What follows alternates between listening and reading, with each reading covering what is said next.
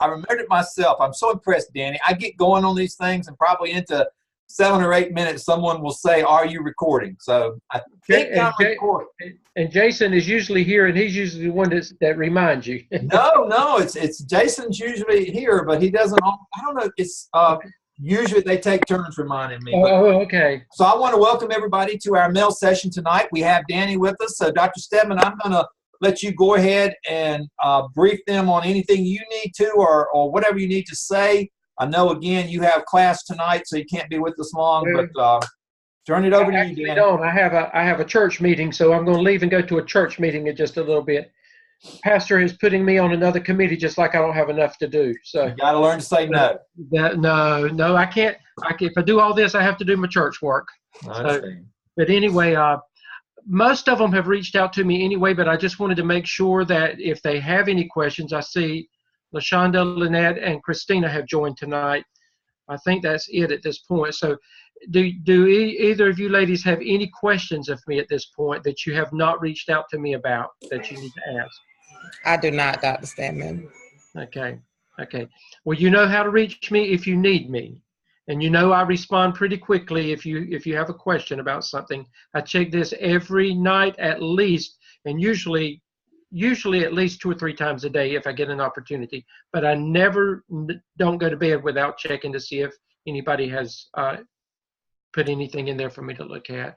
Dr. Stone is going to go over some things that were shared with the town hall session. Even if you did join in, sometimes it's good to hear it again, because there's a lot that is said, and so he'll reiterate everything that Dr. Lamb has gone over. And again, if you need me, reach out to me, Dr. Stone. If I need to reach out to any of them, just let me know, and I will reach out to them personally. You got it. And I'll be sending you some information. Okay. Thanks, Danny. Good night, everybody. Good night. All right. Well, welcome, everybody. I'm going to go ahead and share my screen because I have really 2 big things I want to talk to you about tonight. And where did it go? There it is. Okay. So first of all, let me go to our Blackboard shell, which is usually where we start off with. I want to go real quick. I want to show you this because I'm going to spend a lot of time talking about this in just a minute. But if you look at our weekly schedule, and I have this actually down here, this is where we are. We are now at week 10. And even though our agenda tonight is on the clinical supervision and self-awareness, I'm going to talk a little bit about transformational and transactional leaders, because I think those are big topics that we need to talk about. And those were discussed in Hersey and Glickman. If you're following the discussion board, there's some items there that you need to have as well. But what I really want to do, and I may have to move this, is to show you that Dr. Lamb put together this evidence work column, and that's the one that you should be following. And so, as you can see, and we'll talk about this a little bit later on, I'm a little concerned about some of the timelines that some folks haven't quite accomplished as much as you need to probably at this time.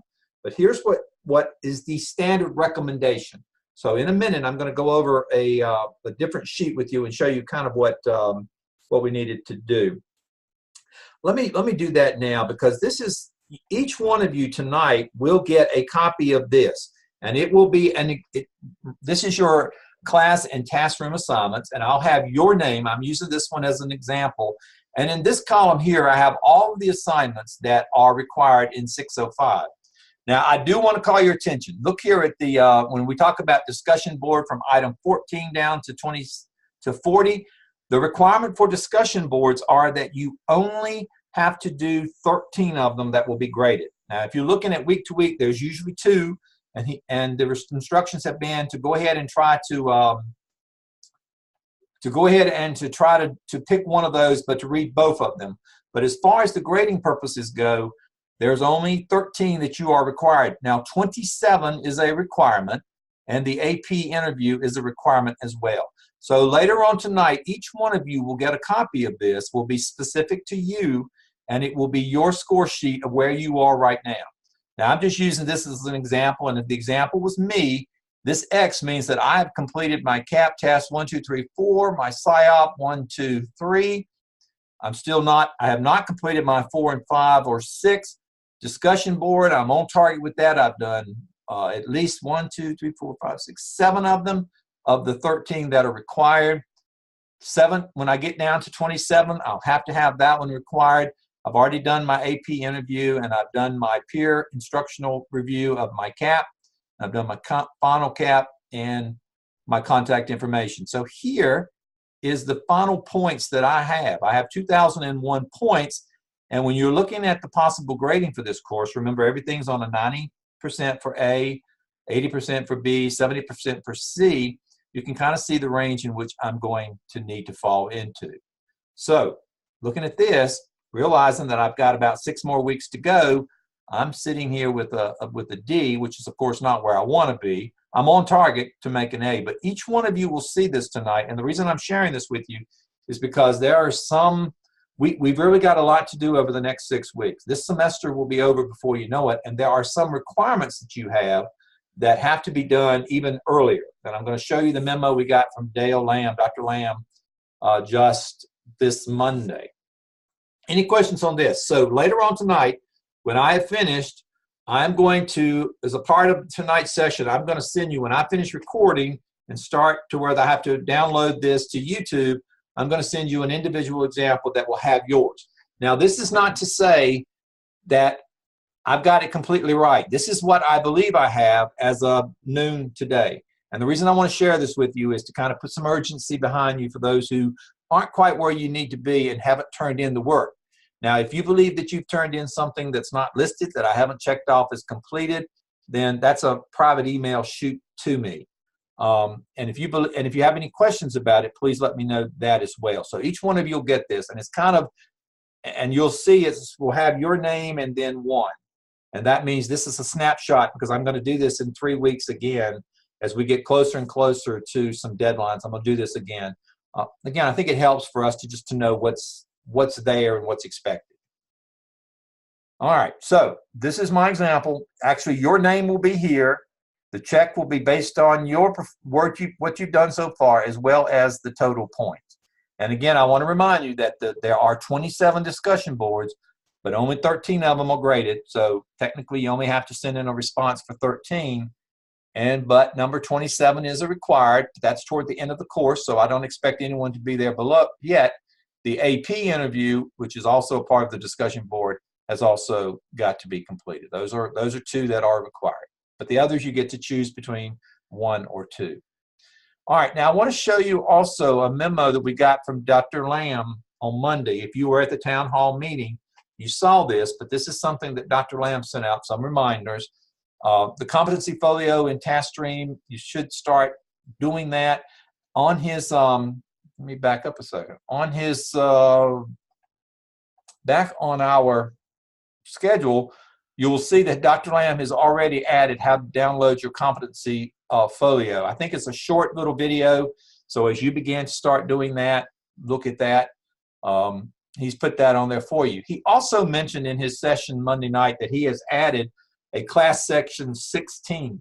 Does anybody have that on your Blackboard? Because obviously it's not on mine, but it's class session 16 and it's interview tips. If anybody does, just kind of let me know, because if not, I need to make sure that he comes back and adds that to this class 605. Does anybody have it? Can anybody look real quick to see on your Blackboard whether or not you have class session 16, which would be an interview, some interview tips? Is anybody? I'll wait for a second.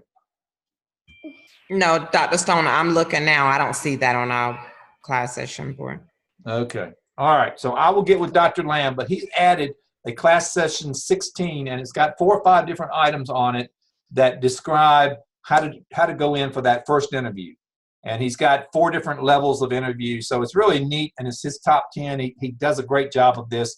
But I also want to offer to you all that as you start, and you will soon start interviewing for that assistant principalship or principalship, if you have some jitters or something and you want to reach out to me, I'm going to be available to you even after the course is over. Again, I've served as a superintendent for 12 years. I have interviewed countless principals, countless numbers of assistant principals, so I kind of know exactly what they're going to ask you, and I kind of know what they're going to be looking for. So after you look at week 16, when I get it added, I was going to get it today, but Dale had an appointment today. Look at that. But I promise you, even after the course is over, if you ever need any assistance or you want to run something by me, you want to do a model interview with me, I will be more than glad. You've got me in 605, so it is my interest to make sure that you're successful. So feel free to even after the course is over, keep my email and keep me in touch, because I want to make sure you get that job that you want. All right. Now, if you are coming, according to other things that Dale made sure we mentioned, was that everyone who has to apply for graduations, masters and add-ons. The cost is $150 for masters, no cost for the add-ons. If you are coming to commencement, it's December 15th at 10. If you are going to be here, you got to be here by 8:30 so we can do some lining up for the master's candidates. There is a reception for everybody. So even if you are not planning, or if you're not planning on being at the graduation or something, we'd love to have you over here for a reception. Can't guarantee what the food's going to be or how the quality of the food's going to be, but we would love to have you. That is going to be following the graduation, probably around 12 o'clock. It's going to be, it'll be great. Come and join us. That's at noon. Yes, at noon. The next bullet, if you are interested in a second master's degree, talk to us about that. If you know well, not you, but if you know someone who is interested in a second master's degree, Gardner-Webb certainly wants to be the choice for that. If you are interested in a doctoral degree, Gardner-Webb certainly wants to do that for you. And I can tell you, we have a great doctoral program here, and it is suited to meet your needs. Most of our courses are offered on a hybrid schedule, where we have Zoom sessions, about 8 different Zoom sessions, and then we have 3 weekends where we meet on a Saturday or Sunday and a Friday or Saturday, some combination of the weekend. 3 of those. It's usually in Charlotte for those folks from South Carolina and around this area. We also offer it up in Goldsboro, Wilkes County. There may be one other spot, but if you are interested in the doctoral program, I would certainly encourage you to consider Gardner-Webb, because we build upon a lot of what you do in your master's degree, so you'll be able to apply a lot. And there's a deal. I can't explain that as much, but if you're interested, give me a call or give me an email, and I will make sure you get all that information. The most important thing about this is some of the important dates. The master's list, the final list for masters and add-on completers, it goes to the registrar on Monday the 19th, I believe. No, I'll have to figure out that date. He just left it at that. Did someone watch the presentation and I'll have to find out that date, because I thought he had it on here. And certainly it wasn't this Monday, but I'll find out that date. But if you are, you just got to have that information to the registrar. I want you to skip over the second one of December the 3rd, task stream portfolio, because the most important one right now for you is the third bullet, and that is that all evidence artifact work must be submitted for evaluation by Monday the 19th at 9 o'clock in order for it to get to be correct for task stream. And then on December 3rd, everything's got to be into the task stream. So any questions on that? If you do, let me know. We'll try to answer all of those as well, but some important dates and information for you there. All right, I do want to go back one more time to something I put up here, because this is important. And some may have just joined us, but look for an email from me as soon as this session's over, because I want to send you your personalized task stream or class and task stream assignments, because I want you to see where you are. You will have completed, I'll have an X by all the things that I have in my grade center as completed. You'll have a total points that you have so far, and so you'll have an idea of the range. It's 90%. There are 3,100 possible points. So obviously all of you want to be at the 90% or the 95 or the 100%. So look for this coming from me tonight. Any questions so far before I bring us back to one more thing on Blackboard before I leave it? Dr. Stone, when would you like the discussion board stuff done? What's the deadline for those? If I had to do that, I would do it last. And I would probably have those by the 1st of December for me. Mm-hmm. Yeah. And those are pretty quick. If you're spending more than a paragraph or 2 on each one of them, that's appropriate, but not whole pages. And I've had a couple of you send me some whole pages and a couple of pages. So, be succinct. But yeah, I'd wait. Those are not the most important thing at this point. The things that have to go into task stream, the big projects, are the ones that I would recommend that you do right now and focus on. Okay. All right, next week. We are meeting, we are Zooming next week, so I want you to see what I have in what I want us to do for next week. What I'd like you to do is to review this, and anyone that joins me next week, we are going to have an interactive session. So there's no way, how do I move this? There's no way that if you're here, I'm going to call on you and we're going to talk and we're going to have an interactive session based on this particular activity. This is something that's been proven. I was exposed to it many years ago when I was an assistant principal and moving to the principalship, but the whole idea of an inbox stimulation. Basically, you're going to be Dr. Brown and you're going to get your own school. What I want you to do though, and I hope all of you will be joining me next week. Don't freak out because I'm going to ask you to take one of these items and I want you to be able to tell me what you're going to do. Don't write out anything. Just make some notes for yourself. But when I get to number 1, and don't everybody choose number 1, go down the list. I don't want everybody to have number 1. Choose one. Prepare to answer the question from me, how you're going to handle it. All right? Yes, So sir. if you're here next week, I am calling on you, so you're going to have to think fast because I'm going to want you to be a part of it. I want you to look at all of these simulations, but I really want you to be an expert on one of them. So be prepared. All right? Because I don't want to talk to myself all night. All right, so that's next week, and you have, well, you got a lot, and I don't expect you to do them all. Really, if I were you, and I would concentrate on getting my projects in, look at possibly 2 or 3 of these. Don't look at all 21 of them. Just look at 2 or 3 of them. Be prepared to really be an expert on one of them. And tell me, if you want to email me after this, which one you want. Perfect. Or if you just want to surprise me by dazzle me with your competence and your great response to this. But you got to read the directions. Choose 2 or 3 of them that you really want to read and kind of think about. That's all you need to do. And we'll talk about one of them. And hopefully we'll talk about something other than just number 1. So spread it out, folks. Give me a couple of all over the board. All right. Any questions on that?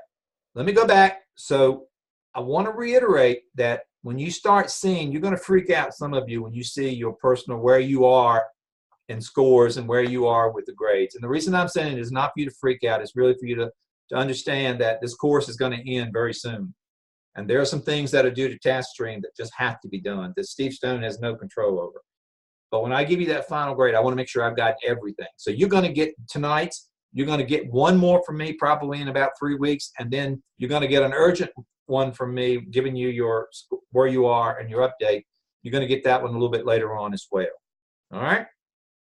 Any questions so far on anything? Because if not, I want to turn our attention to our big topic tonight, which is transformational versus transactional leaders. All right. You know what? And I'm actually turned on the screen. I turned on recording, so I'm getting the hang of this. So you guys have been very helpful. All right, transformational and transactional leadership. Our big topic tonight as we begin and we continue to talk about in 605, what kind of leader do you want to be? And these are the 2 big thinking models, transformational, transactional. We've talked about some others. And again, when you start interviewing for that first assistant principalship or principalship, they're going to ask you your leadership style. So you may want to begin to kind of think about how you're going to answer that question. And these are 2 huge leadership styles. And the school that you are interviewing for will really, you'd want to have the right answer to this, because whatever the needs of the school are will determine what kind of leadership style you need to bring into the school. So let's talk a little bit about transformational and transactional leadership. First and foremost, we're going to talk about transformational because it is my absolute favorite. And I sincerely hope that whatever school you get into, that first one, that second one, that third one, that this is the style that you take with you, that the school is a perfect fit for you with this style. So transformational, and this is a term we hear a lot, transformational leadership. But real quick background, introduced by Dr. James Burns, who basically said that it is through our vision and our personality that we inspire others. So think of transformational as the leader has all these wonderful traits that motivates and gets people to do what they want to do toward a common goal. And that common goal is the school's mission, the school's vision, and the school's strategic plan. So a transformational leader is someone who really leads because people respect you, people like you, you've got the great vision, you command that respect, and they follow you, and they'll follow you wherever you go. It was later on, this Dr. Bass, he built upon it. That's where the name came from. But it basically is that leaders garner trust, respect, and admiration from followers. Here are the components. There are 4 major components of transformational leadership, and this is the one I really, truly do hope that you all will be able to do in your schools. Transactional is not my favorite. Transformational is. I have seen some of the best principals who are transformational, and I have seen schools turn around because of transformational principles. I have seen very few schools turn around completely with a transactional leader.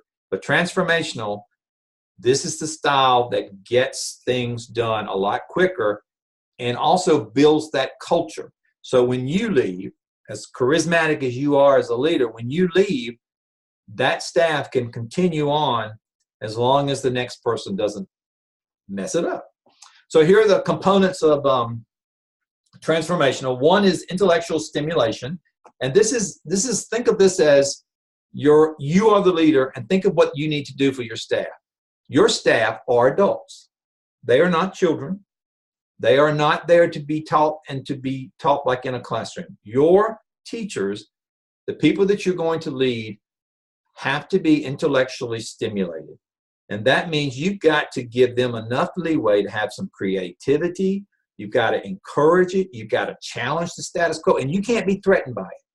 Because I can tell you, if you are threatened by teachers who want to be creative and teachers who want to look at and challenge the status quo, you will not be an effective principal, because you are stifling where your staff wants to go. Now, that doesn't mean if your staff wants to go down the wrong road, or your staff is heading down toward a disaster and you know it, that it is your responsibility as a leader to get them back on track. But a great leader understands creativity, encourages it, as long as it is focused on the mission and the vision of the school. You can never let it get away from that. But your teachers are creative. I mean, there's when you get your principalship, as are you, you're going to find there are a lot of creative people out there. And sometimes you're in the way, and you just need to get out of the way and let them go. So your intellectual stimulation is a component. Individual consideration, I think it's important about relationships, fostering those relationships, being supportive of people, and that also means being understanding of people. Have you ever had a principal who you've gone to and you said, look, I need to leave 15 minutes early today because or I need to leave 15 minutes at lunch. I've already arranged someone to cover my class because I've got to go to do something that I can't do because of the activity. And they say no? Wow. I mean, you got everything covered, you got everything planned, and still that's too controlling. And I hope as you become a transformational leader, that's not something that you do. Now, there are obviously some legal things. You got to have the classes covered. You don't want them to do it every week. But I think the second component really is about understanding relationships and understanding that people need to feel comfortable coming to you, and everybody brings something unique to the table. And to being able to accept that uniqueness and not expect everybody to be the same. You got to have inspirational motivation. You got to have that clear, you as a leader have to have that clear vision, and you ought to be able to transfer it to what it means to your followers or to the teachers. And that means that you've got to know exactly what that vision is. You can't adopt a vision and not know what it looks like. Your teachers, you may have the best vision in the world, but if you really if you do not know what it looks like in the classroom or how you want to see it in the school, that's articulating, and that's going to kill you, because your teachers and your people who are following you need to know that vision is something that you really know what it is. And to say the words is not knowing the vision. Knowing where you want to go, that's the vision. And being able to see it in almost every little thing in the classroom or everything in the school. And transformational leaders are influencers. They are the role model, and people respect them.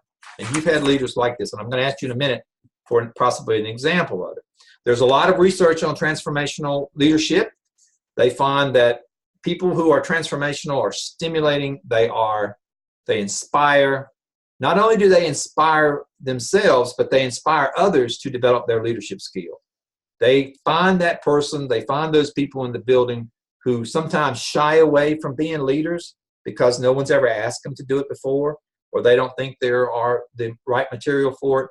Well, a transformational leader brings out the best in everybody and tries to pull it out of them, because sometimes people aren't going to voluntarily give it to you. They help the followers grow and develop into leaders by empowering them. We spoke about empowerment. They also found that it's got a positive impact on the entire group by having a transformational leader. If you have a leader who believes in you and inspires you and personalize, that's obviously inspiring. Who wouldn't want to work in an environment like that? It also, the research shows that schools that have transformational leaders have a higher success rate and satisfaction. Think of that in North Carolina Teacher Working Conditions Survey. Think of those satisfaction surveys you have to do in South Carolina. This is where a transformational leader really can shine, as well as leading the school. So in a transformational school, everybody feels empowered and inspired. Also, they discovered that the teacher attendance rate improves because people feel better, they have a better well-being.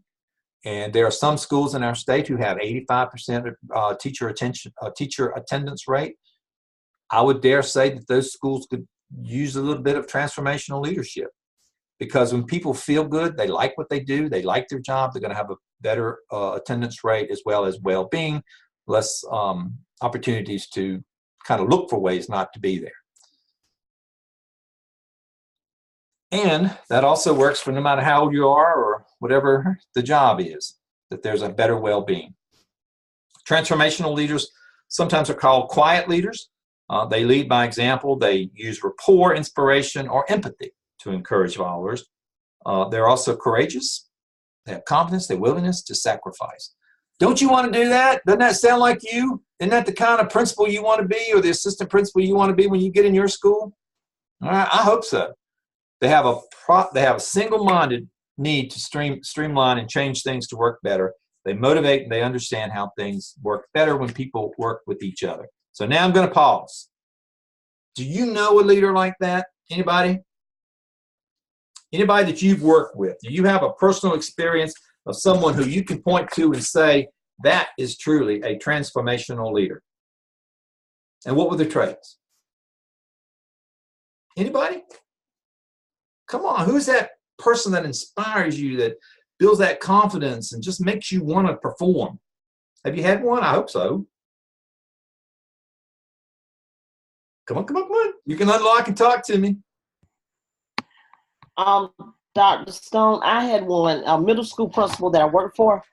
I worked for him for about 4 years, and he allowed us as a team to transform that school. And what was really sad is when he left, quite a few of us left with him also, and the school has not done as well.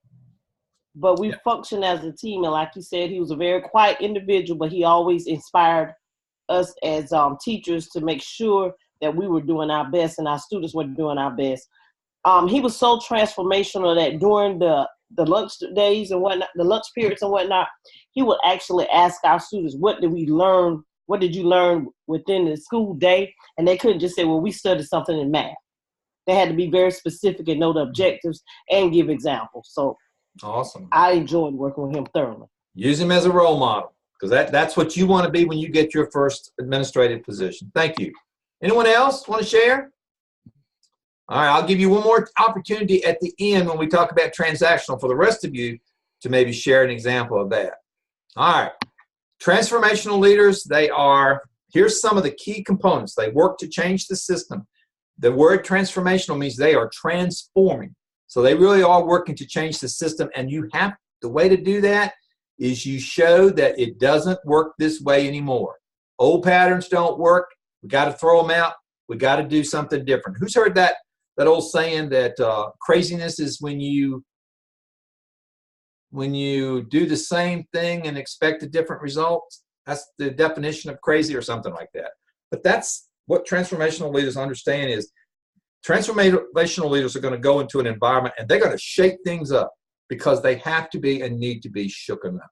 And a lot of these transformational leaders, and this is why if you become known as one, the superintendents are going to love you because they're going to send you places. They're going to send you to those schools that need you. And you may think, oh my God, what have I done to the superintendent? Now he's sending me over. I fixed this school. Now he's sending me over to fix this one. It's because they have great confidence in you. And hopefully there'll be some pay. That's hopefully you can negotiate that contract with the superintendent and say, oh yeah, buddy, you want me to go here? I fixed this school for you. I'll fix this one. Or we fixed it. Not I, we fixed it. So anyway, that's what you have to do. They're willing to know what's the change, and then they're willing to do it, but not by themselves, but by maximizing the team. And it's all about a team approach. Here are some examples, just 4 examples of transformational leadership. Who hasn't heard of Ed Deming? He's the quality research and development guy. Peter Drucker, we all know him from our management consultants. Ross Perot, who ran for president years ago, who was president of the founder of the EDS. And he used to, I'm told, he used to walk around and he would tell all the people in his business, and this is why he's transformational. If you find a way to do it better, and it's not illegal, not immoral, not something that's going to cost the company more, do it. If somebody comes to you with the problem, don't work it up the chain. If you can take care of it, take care of it now. And then, of course, John D. Rockefeller, who his vision of a business was basically very simple. I have a simple vision, made it very simple, and believed in his people and gave them power to do so. Now, to be that transformational leader, you've got to be well organized. You've got to have, expect people to, and have, not only do you have to be well organized, but you've also got to have a bigger comfort level. You can't, if you're a transformational leader, you can't go in thinking it's got to be this way or that way. You can't look black and white. You're going to have to look at gray. And you're going to have that, by allowing creativity, you're going to have to let your bubble, or that little box you're in, expand and expand and expand. You got to be a team oriented. You got to work for teams. It's not about me. It's not about I. It's all about the team. You got to give the team kudos. You've got to make sure that you appreciate the team. You act as the coach. You're the motivator. You're the cheerleader.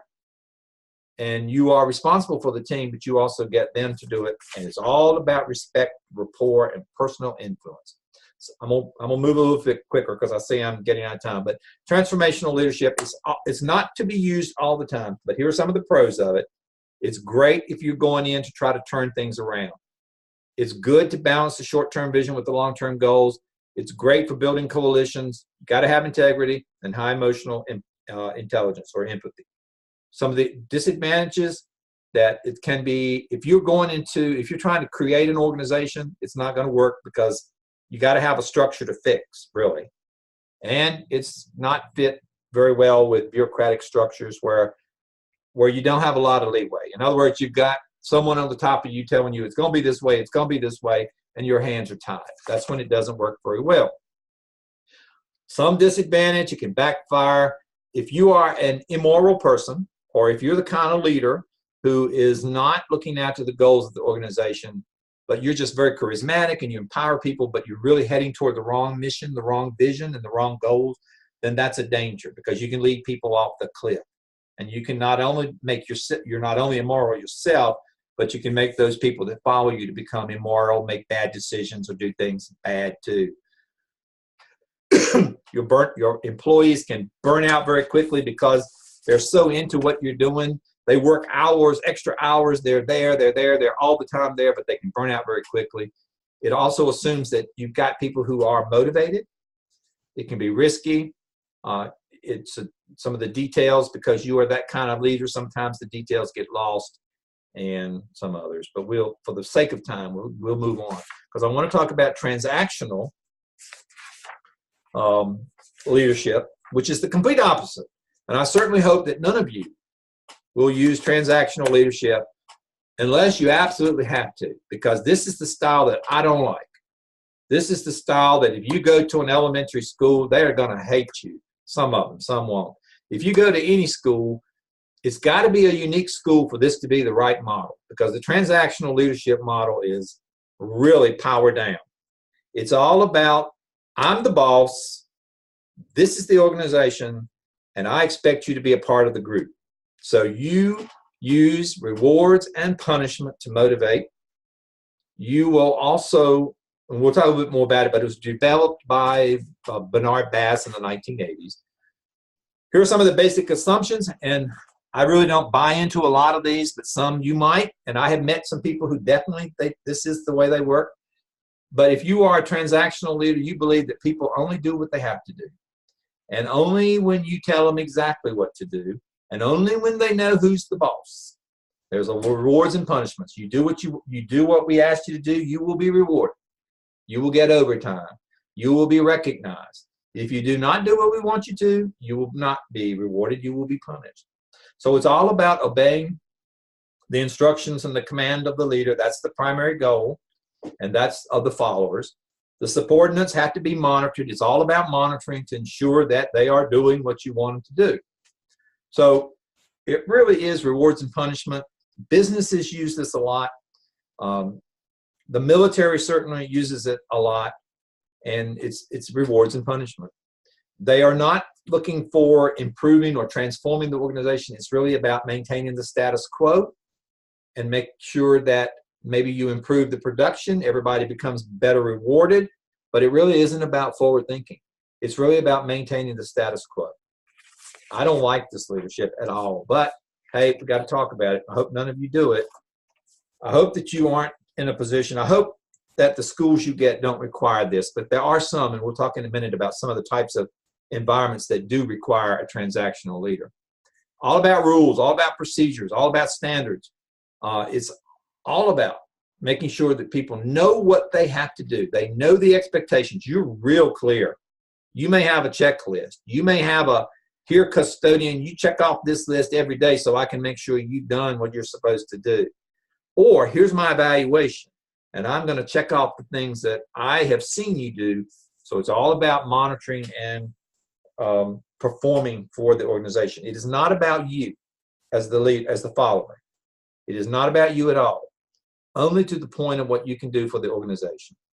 So it doesn't sound like it would work a lot, but I'm going to talk in a minute about a situation where you may find yourself that this is the style that you're going to have to adopt, even if it's not the one you're most comfortable with. Transactional leaders focus on short-term goals.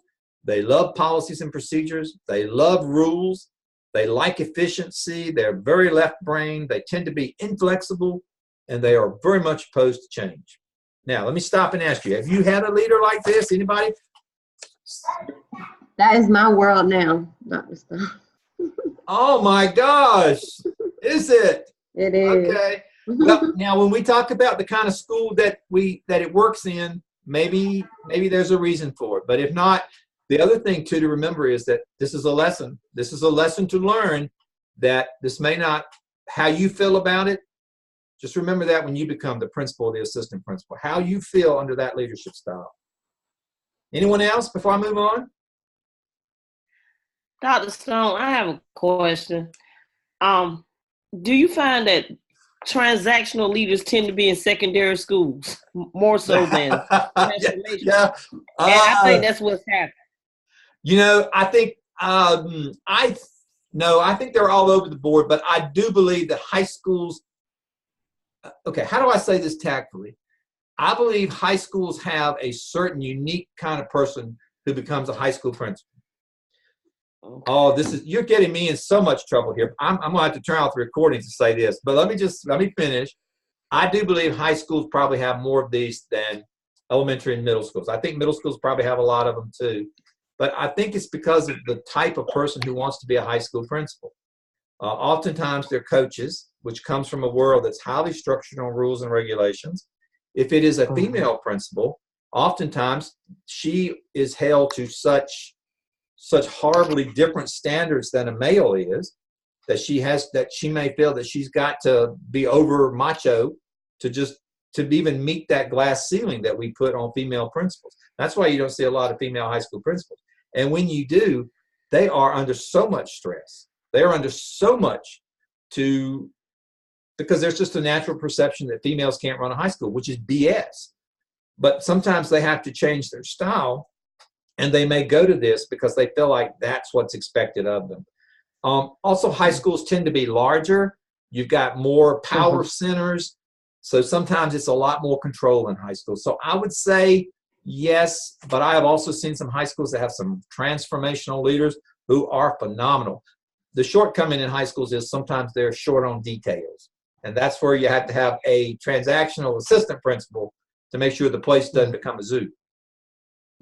And I was thinking that my principal is transactional because we have like 56 teachers that are in years 1 through 3. Oh, yes. Mm-hmm. Yeah, we'll talk about that. That may be a perfect example of a school that needs a transactional leader for a couple of years, because you don't have to stay transactional.